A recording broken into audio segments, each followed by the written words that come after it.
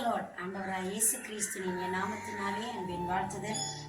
அன்புக்குரிய பிள்ளைகளே, இந்த நாளிலே சந்தோஷமாய் உற்சாகமாய் நீங்க தேவ சமூகத்தில் காணப்படுறீங்களா? உங்கள் தேவன் உங்களுக்கு நன்மை செய்து கொண்டு இந்த நாள் வரையிலும் அவர் நல்லவராய் உங்களை நடத்தி கொண்டிருக்கிறார். இனியும் அவர் உங்களுக்கு நன்மை செய்வார். சோர்ந்து போகாதிருங்க, சந்தோஷமாய் இருங்க, உற்சாகமாய் நாங்கள் அவரை தேடுகிற பொழுது அவர் நம்முடைய வாழ்க்கையில் நமக்காக நம் பக்கமாய் கடந்து வந்து ஒரு அற்புதங்களை செய்து எங்களை தியானம் பண்ண வல்லமையுள்ளவராய் இருக்கிறார். இந்த நாளில் ஒரு எதிர்பார்ப்போடு வந்திருக்கிறீங்களா? எந்த பயத்தோடு வந்திருக்கிறீங்க? எந்த யோசனையோடு வந்திருக்கிறீங்க? எந்த சோர்வோடு கூட வந்திருக்கிறீங்க? அதுக்கெல்லாம் ஒரு நம்பிக்கையின் வார்த்தையை தேவன் உங்களுக்கு வாக்களிக்க போகிறார். இந்த நாளில் 56வது சங்கீதம் 3வது வசனம் சொல்கிறது, நான் பயப்படுகிற நாளில் உம்மை நம்புவேன். இந்த பிள்ளைகளே, சங்கீதக்காரன் தாவீது தன்னுடைய வாழ்க்கையிலே அவர் எடுத்த ஒரு தீர்மானம் வாழ்க்கையில் பெரிய ஒரு மாற்றத்தை கொண்டு வந்தது. இவர் பலவிதமான துன்பங்களை சந்தித்தவர். பல வேதனைகள், நெருக்கடிகள், ஏமாற்றங்கள், தோல்விகள், ஏன் அவருடைய சொந்த பிள்ளையை அவரை எதிர்த்தது, அவரை வெறுத்தது, அவருடைய பதவியை பறித்தது. இப்படிப்பட்ட பலதரப்பட்டதான பிரச்சனைகளுக்கு முகம் கொடுத்து ஒரு பெரிய அனுபவசாலிதான் சங்கீதக்காரன் தாவீதாய் இருக்கிறார். அவர் சொல்லுகிறார், நான் பயப்படுகிற நாளில் உம்மை நம்புவேன். நம்ம பயப்படுகிற பொழுது பாருங்க, ஒரு குழந்தையை எடுத்து நாங்க பாப்பமா இருந்தா அவன் ஒரு பயத்துக்குள்ள ஏதோ ஒரு இருளை கண்டு, ஏதோ ஒரு பொருளை கண்டு, ஏதோ ஒரு ஆபத்தை கண்டு அவன் பயப்படுகிற பொழுது தன் தகப்பனை கூப்பிடுவான், தன் தாயை கூப்பிடுவான், தன்னை படித்த கடவுளை கூப்பிடுவான். அதாவது ஐயோ அம்மா அப்பா என்று சொல்லி அவன் சத்தம் போடுவான். அப்படி பெரிய சத்தம் போடுகிற பொழுதும் அவர்கள் உடனடியாக திரும்பி அந்த பிள்ளையை நோக்கி அவர்கள் பார்ப்பார்கள். தன்னுடைய பிள்ளையின் சத்தம் கேட்கிறதே, என் பிள்ளை ஏதோ கூப்பிடுகிறதே என்று சொல்லி அந்த பெற்றார்கள் அந்த பிள்ளையின் பக்கமாய் முழு கவனத்தையும் சிந்தையையும் சாய்த்துக் கொள்ளுவார்கள். அதை பார்க்கிலும் இந்த வானத்தையும் பூமியை படைத்த சர்வலோக ஆண்டவர் நம்மை படைத்து நம்மை ஆளுகை செய்து இன்றைக்கும் நம்மை ஆசீர்வதித்துக் கொண்டிருக்கிறவர். அவருடைய பிள்ளைகளாகிய நாங்கள் கூப்பிடுகிற பொழுது பயப்பட்டு திகிலடைந்து நாங்கள் அவரை நோக்குகிற பொழுது அவர் நம்முடைய வாழ்க்கைக்கு அற்புதம் செய்யும்படி, அதிசயம் செய்யும்படி நம்மை நோக்கி பார்ப்பது அதிக நிச்சயமாய் இருக்கிறது. அதுதான் அவர் சொல்லுகிறார், நான் பயப்படுகிற நாளில் நான் உண்மை நம்புவேன். ஆண்டவரே, நான் மனிதர்களை நம்பி ஏமாந்து போய்விட்டேன்.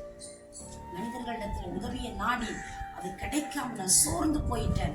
அடுத்த வேளை நான் என்ன செய்வதென்று தெரியாமல் நான் திகைத்து நிற்கிறேன். எனக்கு வருகிற எல்லா பயங்களிலும் நான் உண்மை நம்புவேன் என்று சொல்லி அவர் தீர்மானம் பண்ணினார். பாருங்க, எங்களோட வாழ்க்கையிலும் பல துன்பங்கள், பல விபரீதங்கள், வேதனைகள் வருகிறது உண்மை. ஆனால் அந்த நிலையிலே நாம் என்ன செய்கிறோம்? நம்முடைய விசுவாச வாழ்க்கையை, நம்முடைய நம்பிக்கையை தொலைத்து போடுகிறோமா? இல்லாவிட்டால் அவைகளை விட்டு நாங்கள் பின்வாங்கி போகிறோமா? நாம் பின்வாங்கி போக வேண்டாமே. மனிதர்கள் தான் மாறுவார்கள், அவருடைய மனங்களும் மாறி போகும். உன்னை படைத்த மகிமையின் தேவன் ஒரு நாள் உன்னை கைவிடுகிறதே இல்லம்மா, ஒரு நாள் உன்னை கைவிடுகிறதே இல்லம்மா. அந்த தம்பி தங்கச்சிங்க, இந்த நாளில நீங்க எந்த சூழ்நிலை பயந்து போயிருக்கிறீங்க? ஐயோ, அந்த மனிதர்கள் நிமித்தம் நான் ரொம்ப பயந்து போயிருக்கேன், எனக்கு அந்த தேவைகளை சந்திக்க முடியாத படி என்னுடைய வாழ்க்கையில் வருகிற அந்த துன்பத்தின் நிமித்தமா நான் பயந்து போயிருக்கிறேன்னு சொல்றீங்களா? ஏதோ ஒரு ஆபத்தை கண்டு நீங்கள் பயந்து போயிருக்கிறீங்களா? அதற்கு வேதத்தில் 11 பிரியமானவர்கள், ஆபத்து காலத்தில் நான் உண்மை நோக்கி கூப்பிடுவேன் என்று சொல்லுகிறேன். ஆபத்து நாட்களில் நான் அவளை நோக்கி கூப்பிட்டேன், அவளை என்னிடமாய் சாய்ந்து என் கூப்பிடுதலை கேட்டார் என்று சொல்லப்படும். நம்முடைய கூப்பிடுகிற சத்தத்தை சடுராய் கேட்டு நம் பக்கமாய் வரக்கூடியவர் நம்மை படைத்த கடவுள் மட்டும்தான். நம்ம நம்பி எந்த மனிதர்கள் பின்னால ஓடிக்கொண்டே இருந்தோம், எந்த மனிதர்களை சார்ந்து இருந்தோம், எந்த மனிதர்களுடைய அந்த வார்த்தையினாலே நம்மளோட வாழ்க்கை கட்டப்படும் என்று நினைத்தோம், இன்றைக்கு எல்லாம் சிதைக்கப்பட்டு போய்விட்டது, எல்லாம் உடைந்து போனது, எல்லாம் சின்னாபின்னமாய் போய் சிதறி போயிருக்கிறது. நாம் என்ன செய்வேன் என்று சொல்லி பயந்து போயிருக்கிறீர்கள். ஒருவேளை வைத்தியர் உங்களுக்கு சொன்ன ரிசல்ட்ஸ் நிமித்தமாய் நீங்கள் பயந்து போயிருக்கிறது.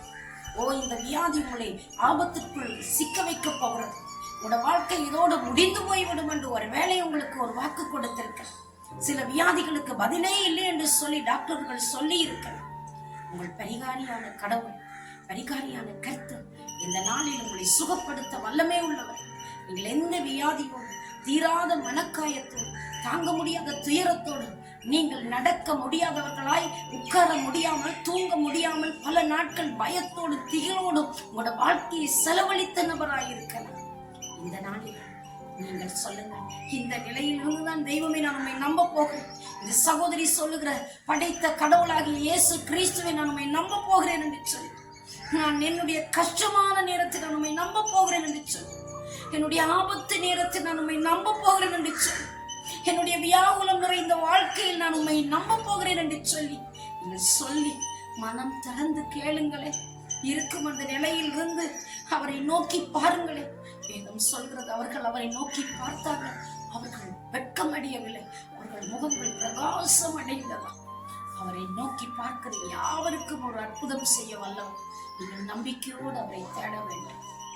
எந்த சூழலை உங்களை கைவிட்டு நிற்கலாம், எந்த மனங்களும் மனிதர்களும் கைவிட்டு இருக்கலாம், உங்களை கைவிடாமல் கரம் பிடித்து நடத்துகிற கருணை கடல் இந்த காலையில் உங்கள் பக்கமாய் அருகாமையில் நின்று கொண்டிருக்கிறார்.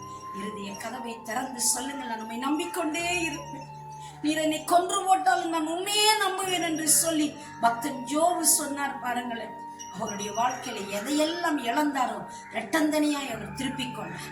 அதே போல இந்த நாளில் நீ இழந்து போன இழப்புக்கள் நிமித்தமாய் பயந்து போயிருக்கலாம். நம்பிக்கை இழந்து போனதை இரட்டாந்தனியாய் கொண்டு வர, இழந்து போன சொத்துக்களை நீ மீட்டுக் கொள்வாய், இழந்து போன சுகத்தை நீ மீட்டுக் கொள்வாய், இழந்து போன அனைத்து நன்மைகளை நீ மீட்டுக் கொள்ளத்தக்கதாய் ஆண்டவர் நமக்கு ஒரு அற்புதம் செய்ய போகிறார். நீ இழந்து போன நிலையில் நீ படித்த கடவுளை நம்பிக்கொள். இந்த தெய்வம் உனக்காக பாடுகளை சகித்தவர், உனக்காய் அடிக்கப்பட்டு நொறுக்கப்பட்டு 2024 ஆண்டுகளுக்கு முன்பதாய் தன்னை ஜீவ பலியாய் ஒப்புக் கொடுத்தவர், கல்வரி சிலுவையிலே பலியாக தன்னை தியாக பலியாய் ஒப்புக் கொடுத்தவர். இந்த நாளில் உனக்கு அற்புதம் செய்யும்படி உன் பக்கமாய் கடந்து வந்து நிற்கிறார்.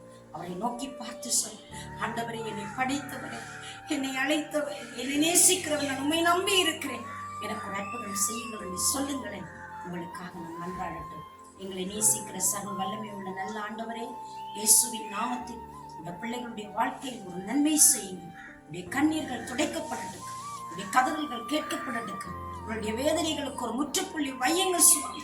ஆண்டவரே, ஒரு அற்புதம் செய்து உங்களுடைய மக்களை நீங்கள் கனம் பண்ணும்படி நான் ஜெபிக்கிறேன். தகப்பனே, உம்மை நம்புகிறவர்களை உடைய கிருபை சூழ்ந்து கொள்ளுனால நீர் அப்படி சூழ்ந்து உங்களுடைய பிள்ளைகளை கரம் பிடித்து நடத்தும். நீரே காத்துக்கொள், ஆசீர்வதி. இயேசுவின் நாமத்தில் தாழ்மையோடு ஜெபித்து நிற்கிறேன் என் ஜீவனுள்ள நல்ல பிதாவே, ஆமென். தேவன் தாமே உங்களை நிறைவாய் ஆசீர்வதிப்பாராக.